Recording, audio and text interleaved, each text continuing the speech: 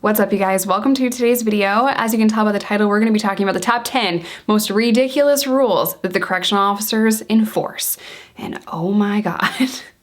If you guys are new here, hi, my name is Jess. I'm a recovering addict who served time in prison, and my entire crazy life story is in the description box down below. If you want to follow me on any other social media platform, TikTok, we just hit 600K over there.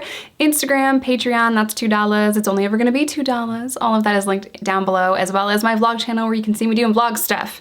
All right, without further ado, let's go ahead and get started. Psych, did y'all think I just wasn't gonna mention this?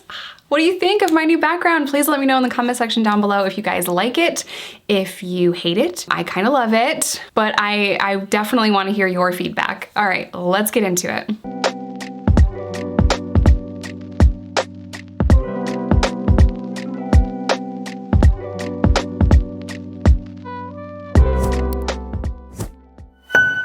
Now, these are not in any particular order. You know, I probably should have put them in order of like frustration level, but I didn't. I'm also going to try to play devil's advocate when talking about why the COs do this. I'm gonna try to be fair. So, the number one dumbest rule that correctional officers enforce is you cannot sell your own stuff, ever. So say I buy a radio from commissary and I want to sell that to someone else. Unfortunately, my number is ingrained into it. They carve in or engrave or whatever our number into our property that is of a high dollar amount. So food wouldn't be engraved, but a t-shirt has our stamp number on it. The radio is engraved with our number. So any high dollar item, sneakers has our number, clothes has our number, radios, a TV, if a prison sells that, that would have your number on it. So we can't sell our own stuff. That would make me crazy because if I'm going home, I want to give someone else my radio or things that they need. And if it's a high dollar item, I can't do that. So I can't even give away those items. You can't sell them, you can't give them away, you just can't. The reason why they have that rule in place is for like extortion purposes. So if someone was like manipulating another person to get their stuff, or they would take that from them, there's no way the officers would know if I robbed someone for a radio or if that person gave me the radio. So that is the reason behind that. And I get it, but if I'm going home, man, like if that inmate is no longer on the compound, why can't I give it to someone else? I feel like you should be allowed a one property giveaway. Like if I'm going home, I feel like the officer should like be able to like, I don't know, X out that person's name and sign it. Like I've approved this transfer, but I know that would be too much work for them. Or would it be? I don't know. I understand why they do it, but I also hated that they did that. Number two. Holy crap, picture limits. Now I was just talking to my friend Matt. He said in Ohio, you could only have 100 pictures. And he was like, that was the dumbest rule ever. You could only have 100 pictures. And I'm like, 100 pictures? Bro, no way could you have 100 pictures. In Arkansas, we could only have five pictures of our family.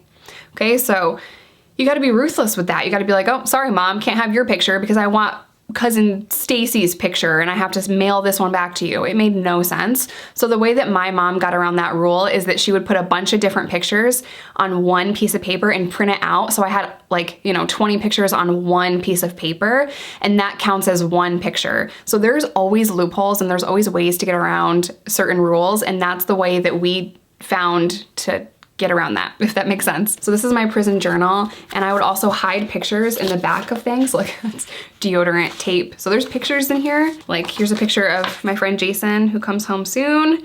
And I would just hide pictures in here. I'm surprised the prison let me have this because this is clearly a prison picture. The back of it says, here you go, kid, a pic of the legendary Big Jason. Remember, I'm always here for you, and one day we'll be able to hang out in the free world. Respectfully, Jason. That day is soon approaching. It's been a decade, so I can't wait to pick up my friend.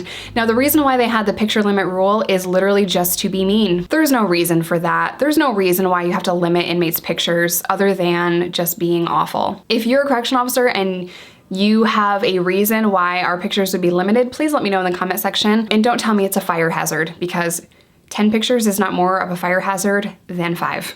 So stop it. But I am always willing to hear the other side of it, just not on this one. Because, okay, number 3, they would throw out our garbage that was not garbage. There would be a tortilla chip bag that I love to cook out of. It's called Santina's, and that was the best quality bag you could ever get. And you could see what you're cooking. So there's like, it's a see-through bag or whatever. And unless you kept a few chips in that bag, the correctional officers would come through and they would throw it out because you're hoarding garbage. But like, bro, I need that to cook in. I'm not hoarding garbage. This is my stove. not a stove. You know what I'm saying though. So they would throw it out because it's garbage and that's a fire hazard or what have you. And they really just did it to be crappy. They knew that we would cook out of them. So you have to leave like 4 or 5 chips in that bag or they will throw it away. Crumbs don't count. 4 or 5 like chips and then you're good. But yeah, they can throw away anything they want to. Whether you think it's garbage or not, they can throw it away. Number 4, you cannot have unique hairstyles in so many prisons. You can't have braids. You can't have, you know, cute hairdos, cute hairstyles. Now this was super frustrating for me because I spent a lot of time learning how to do different textured hair. I spent a lot of time learning how to do braids and all kinds of different designs in braids. And I love doing that. And that was a hustle for me. You know, I made money doing that as well as doing eyebrows and things like that. So the fact that we couldn't have our own unique individual hairstyles drove me crazy. You know, you're already taking so much from us. We already are in the same clothes as everyone else. We look the same. So come on. In Arkansas, they would make us cut our hair to here. They have since changed that rule, but it was just really annoying and really frustrating. In county jail, the women were allowed to have braids and hairstyles, but in prison you were not. Now the reason for this, they say, is that you can hide stuff in your hair, but I think there's other horrible reasons for that. And I'm not gonna get into that on this video, but that just drove me crazy. They do everything under the umbrella of safety. So you can't have braids because it's for our safety. I strongly disagree with that. So much so that I should make an entire video on it. All right, number 4, they would rather you throw your food away in the chow hall than give it to somebody. So you are not allowed to give away your food. And that is for the same reason as the first one. It could be extortion. They never know who is doing what, or if I'm taking that from you, or if you're really giving that to me. So they would rather see that food go in the garbage, which drove us crazy because we don't like to waste anything. We would use all the parts of the buffalo, you know what I mean? So we would make sure that we're not wasting anything. We would utilize every single thing that we possibly could in every single scenario. And that was a frustrating thing. So the way that we would get around that is we'd have a spotter. You know, rules like this just make us more criminal. So we'd have a spotter, and if I didn't want my cornbread, I'd look and I'd make sure the guards aren't looking, and I'd give a little nod while I'm paying attention, and you'd snatch it off the tray real quick, and that was now your cornbread. That was a really frustrating thing as well. I never like to see food go to waste, so that, but the umbrella of safety and extortion, and they would much rather see that food thrown in the garbage. So number 6, you can't bring seasoning packets to the chow hall. Duh. So like, you know, the ramen noodle seasoning packet, you could not bring that to the chow hall, so we'd have to sneak it in a napkin. There's metal detectors all through that, and I'm not sure if the tinfoil thing would set the metal detector off. I don't remember, but for some reason we always put it in toilet paper.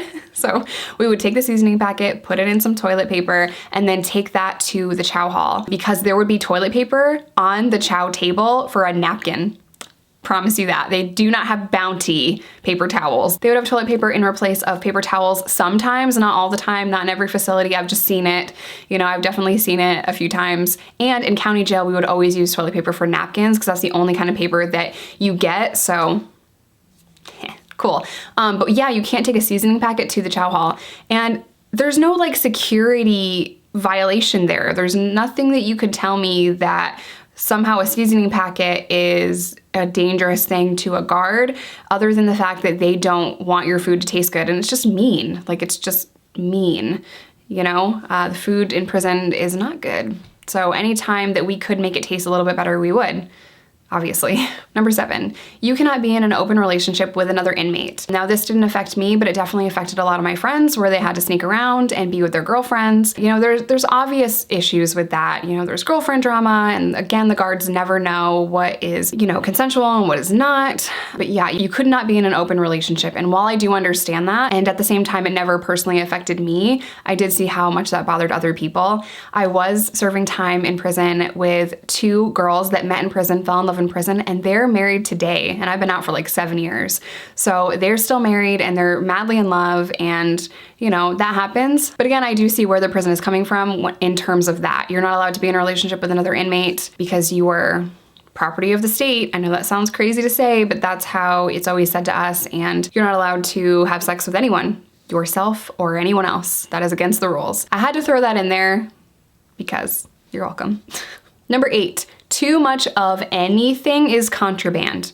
Too much of anything. Too many deodorants, contraband. Too many socks, contraband. Too many anything is contraband. This kind of doesn't apply to food. As long as it can fit in your locker, then you can have it. But too much of one item will get you written up by the staff, and that stuff will be taken away.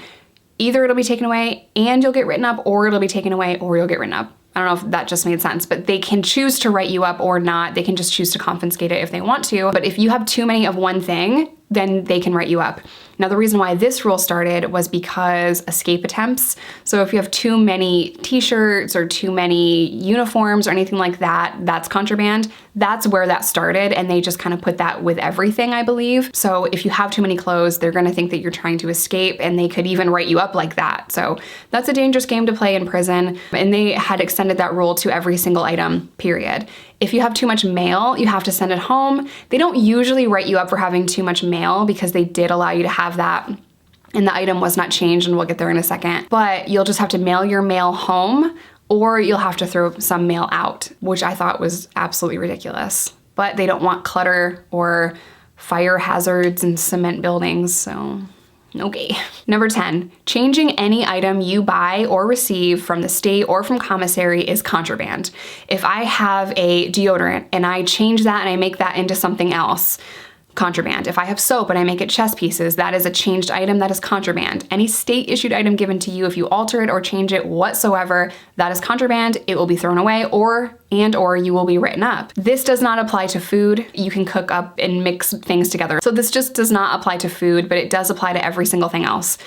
And that was always a little weird and frustrating, especially in Arkansas, where they didn't give us tampons and they only gave us pads. So they would confiscate our pads if we turned them into tampons. So that was super annoying and super frustrating. I think they started that rule because of inmates making weapons and inmates changing items to make them a weapon. So I think, again, they started it for that reason, and then they applied it to every single thing else.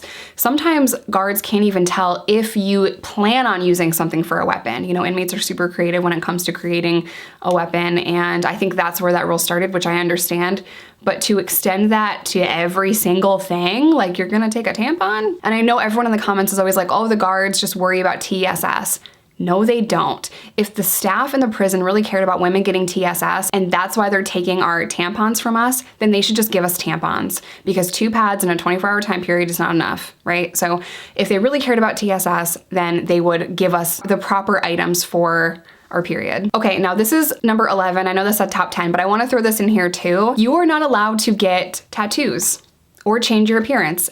If your appearance does change, like over time, you become older or what have you, you have to get a new ID. Or say you have some kind of accident or a fight and you get cut and it changes your appearance on your face, you have to get another mugshot, but that's not what we're talking about. Tattooing is illegal in prison. And I know tons of guys that have prison tattoos. It's a very common thing. It's a very, very, very popular thing in prison to get prison tattoos. However, that is against the rules. You cannot change your appearance or your body whatsoever as far as markings and tattoos and piercings. Now, I know a lot of men that have a pearl. That's where they shave a domino down and put it in their penis, like on the top maybe, or the bottom. My good friend JC from Wrong Too Strong, he has one and he made a whole YouTube video about it. I will try to find that and link that down below. If I can't find the specific video, I will link his channel below. Go ask him why, because I don't get it. I don't get it, but you're not allowed to do that. You're not allowed to have piercings. You're not allowed to change your appearance whatsoever. You're not allowed to get tattoos. And then in the event that you get older, have some kind of scar or whatever, you have to get a new ID, which I get that.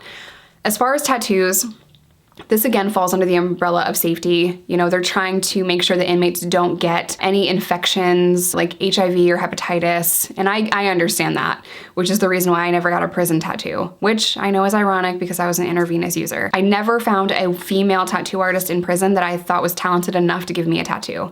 Not to say that there aren't female tattoo artists that are bomb. I just never met one during the course of my prison stay. So that wraps up the 10 dumbest rules with a bonus one video. What are some rules that you had to follow if you were in prison or jail or juvie or anything else? Let me know in the comment section down below. I can't wait to hear what the dumb rules that you had to follow, because I think we can all agree that a lot of prison rules are really petty and ridiculous.